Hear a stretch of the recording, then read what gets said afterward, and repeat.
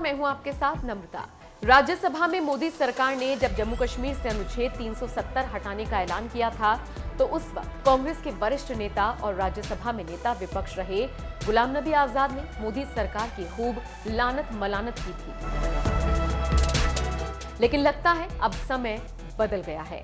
मोदी सरकार की लहर का असर अब कांग्रेस के इस दिग्गज नेता पर भी पड़ने लगा है। शायद यही वजह है कि राज्यसभा में गुलाम नबी आजाद के आखिरी कार्यकाल के दौरान खुद पीएम मोदी ने ऐतिहासिक भाषण देते हुए उनके लिए भरे सदन में आंसू बहाए।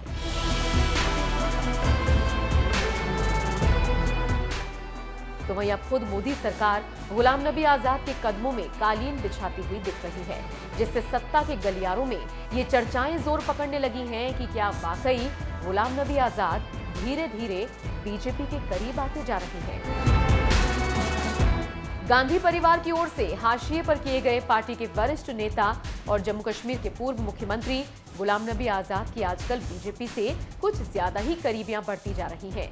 जिस कांग्रेस को सियासी मंच और रैलियों में बीजेपी नेता पानी पी पी कर कोसते नजर आते हैं, उसी कांग्रेस के दिग्गज नेता गुलाम नबी आजाद के लिए राजधानी दिल्ली में आयोजित किए गए मोदी सरकार के एक कार्यक्रम में रेड कारपेट बिछाए गए। इतना ही नहीं, मोदी सरकार के दिग्गज मंत्री और बीजेपी नेताओं ने खुद गुलाम नबी आजाद की अगवानी भी की। राजनीति में ऐसा दुर्लभ मौका कभी कभी आता है जब विपक्ष के किसी नेता को इतना मान सम्मान दिया जाए, और ये मौका आया मोदी सरकार के अल्पसंख्यक मंत्रालय की ओर से दिल्ली में आयोजित एक भारत श्रेष्ठ भारत मुशायरे में, जहां गुलाम नबी आजाद के लिए बड़े बड़े कटआउट लगाए गए थे। इतना ही नहीं, सरकारी रेड कारपेट पर चलकर कार्यक्रम में शिरकत करने पहुंचे गुलाम नबी आजाद की कुर्सी भी मोदी सरकार के दो बड़े मंत्रियों जितेंद्र सिंह और मुख्तार अब्बास नकवी के बगल में लगाई गई थी।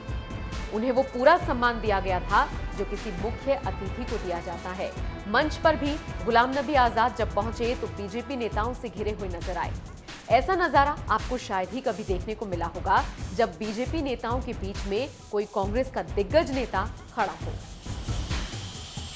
जब गुलाम नबी आजाद के लिए रो दिए पीएम मोदी, भारत की राजनीति में शायद ऐसा पहला मौका था जब भरे सदन में किसी प्रधानमंत्री ने विपक्ष के नेता के लिए आंसू बहाए हों और साथ ही दिल खोलकर तारीफ की हो। ये मौका बजट सत्र के दौरान देखने को मिला, जब गुलाम नबी आजाद की राज्यसभा से विदाई के दिन पीएम मोदी भावुक हो गए थे। पीएम मोदी ने दरअसल जम्मू कश्मीर में साल 2007 के आतंकवादी हमले का जिक्र करते हुए कहा था, मैं कभी भी आजाद के प्रयासों और प्रणब मुखर्जी के प्रयासों को नहीं भूलूंगा। जब गुजरात के लोग एक आतंकवादी हमले के कारण कश्मीर में फंस गए थे, उस रात गुलाम नबी जी ने मुझे फोन किया था। मोदी ने राज्यसभा में कहा था, इस घटना के बारे में जानकारी देने वाले आजाद पहले व्यक्ति थे। उस घटना को बताते हुए आजाद भावुक हो गए थे। गुलाम नबी आजाद की तारीफ में पीएम मोदी ने और क्या कुछ कहा था, आइए आपको सुनवाते हैं। जब आप मुख्यमंत्री थे, मैं भी एक राज्य का मुख्यमंत्री के नाते काम करता था। हमारी बहुत गहरी निकटता रही उस कालखंड में। शायद ही कोई ऐसी घटना मिल सकती है कि जबकि हम दोनों के बीच में कोई संपर्क सेतु ना रहा। एक बार गुजरात के यात्री, क्योंकि जम्मू कश्मीर में जाने वाले टूरिस्ट में गुजरात बहुत बड़ा नंबर रहता है, और टेररिस्टों ने पर हमला कर दिया। करीब 8 लोग शायद मारे गए। सबसे पहले गुलाम नबी जी का मुझे फोन आया।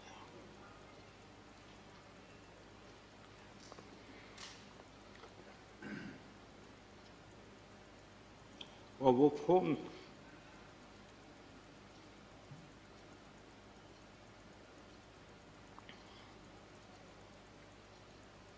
सिर्फ सूचना देने का नहीं था,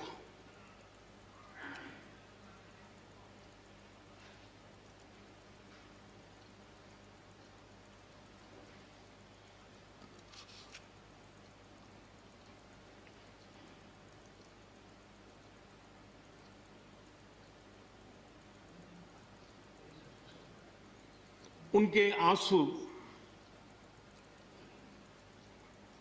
रुक नहीं रहे थे।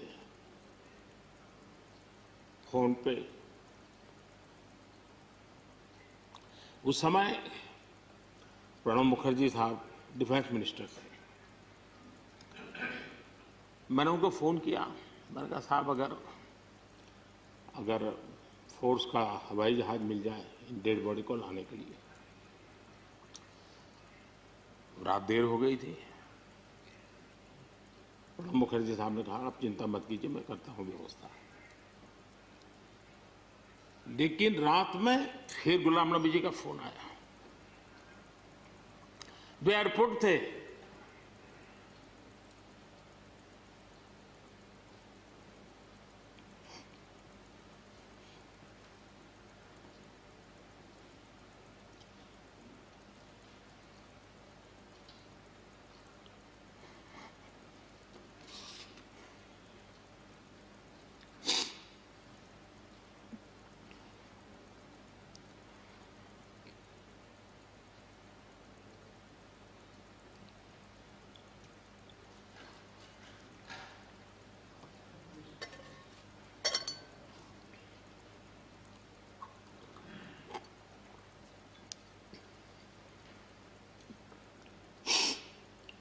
सॉरी,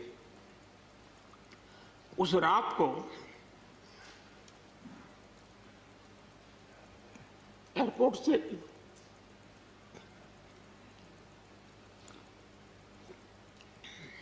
उन्होंने मुझे फोन किया और जैसे अपने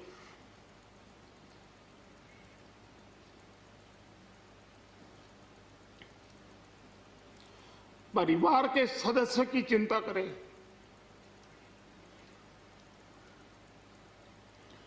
वैसी चिंता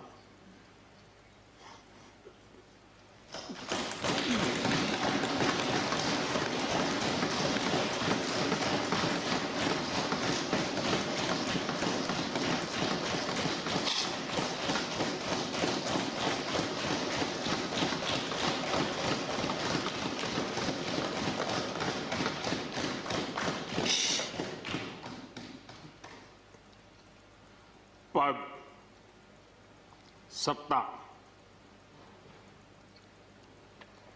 जीवन में आती रहती है, लेकिन उसे कैसे पचाना,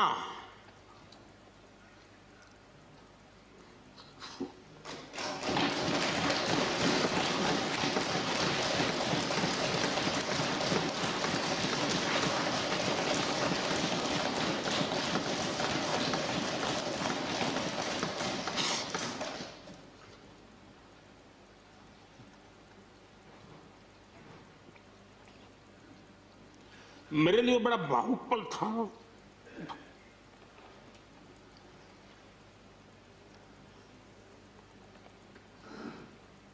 दूसरे दिन सुबह फोन आया कि मोदी जी सब लोग पहुंच गए।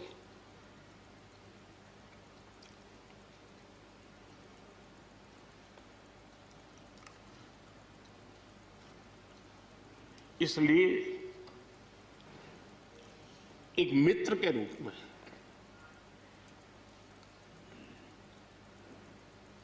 गुलाम नबी जी को घटना और अनुभव के आधार पर मैं आदर करता हूं।